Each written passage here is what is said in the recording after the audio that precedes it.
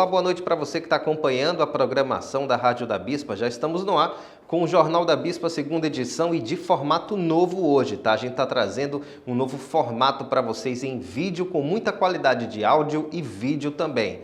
Você pode acompanhar também toda a programação da Rádio da Bispa nas nossas plataformas digitais e reprisar o nosso programa lá na plataforma do YouTube, isso mesmo. Entra lá no @TV Rede Shekinah no YouTube, tá? E aí você pode reprisar não só o Jornal da Bispa, mas o Manhã News também, que entra ao ar todos os dias pela manhã, onde a gente leva muita informação atualizada para você também.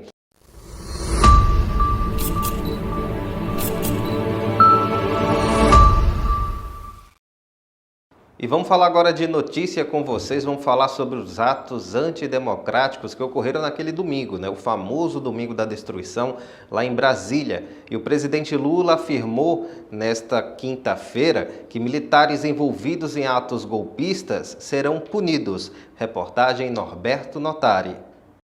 O presidente da República afirmou nesta quarta-feira que todos os militares que participaram dos atos golpistas do dia 8 de janeiro serão punidos. Luiz Inácio Lula da Silva declarou, inclusive, que não importa a patente ou a corrente da corporação que o mesmo participa. Na opinião dele, não cabe fazer política dentro das Forças Armadas e que, se o integrante quiser atuar desta forma, deve sair e se filiar a um partido. Em entrevista à Globo News, o presidente Lula ressaltou, entretanto, que a investigação será feita com calma e se descontra um suposto caça às bruxas. Eu não quero ter problemas com a força, não quero que eles tenham problema comigo e eu quero que a gente volte à normalidade, é isso. É isso, as pessoas estão aí para cumprir as suas funções e não para fazer política. Todos que participaram do ato golpista serão punidos.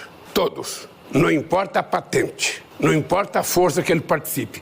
Todos que a gente descobrir que participaram dos atos serão punidos. Terão que se afastar das suas funções e vão responder perante a lei. Lula ainda falou sobre as falhas vistas nos serviços de inteligência do governo. Temos inteligência do Exército, nós temos inteligência do GSI, nós temos inteligência da BIM, nós temos inteligência da Marinha, nós temos inteligência da Aeronáutica. Ou seja, a verdade é que nenhuma dessas inteligências serviu para avisar ao presidente da República, ou seja, que poderia ter acontecido isso. Se eu soubesse na sexta-feira que viria 8 mil pessoas aqui, eu não teria saído de Brasília. O presidente Luiz Inácio Lula da Silva já demitiu mais de 50 integrantes do Gabinete de Segurança Institucional do Governo. Agência Rádio Web, produção e reportagem, Norberto Notari.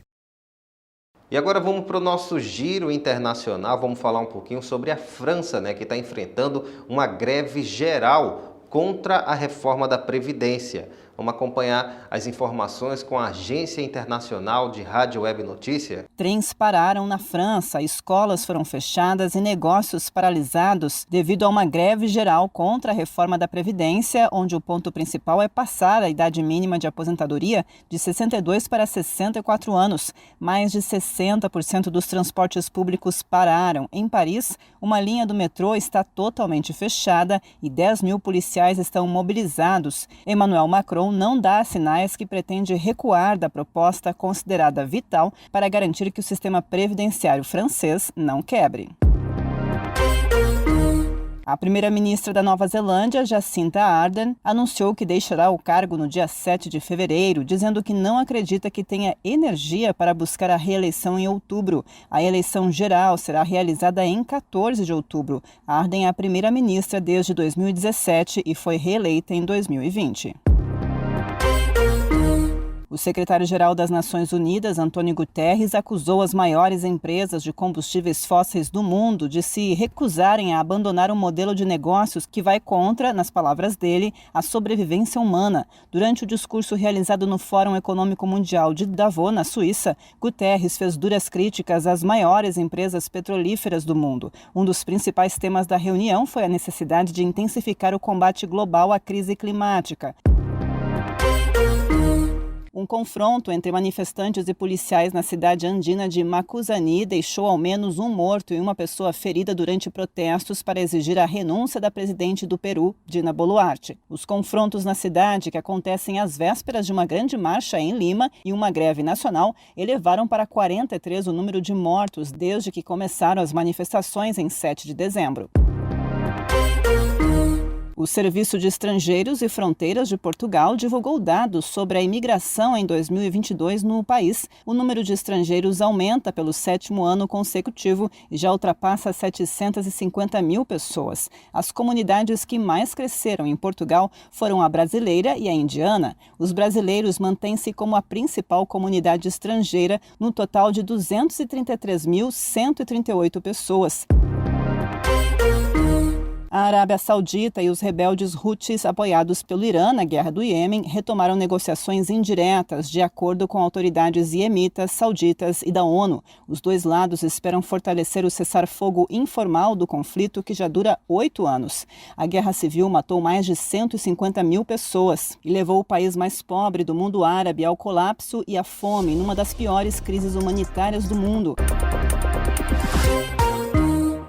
E vamos voltar agora a falar sobre os atos antidemocráticos que aconteceram lá em Brasília naquele domingo, o domingo da destruição, né? Gente, Anderson Torres fica em silêncio durante o depoimento dele à Polícia Federal e quem está trazendo as informações para a gente é Rafael Silva.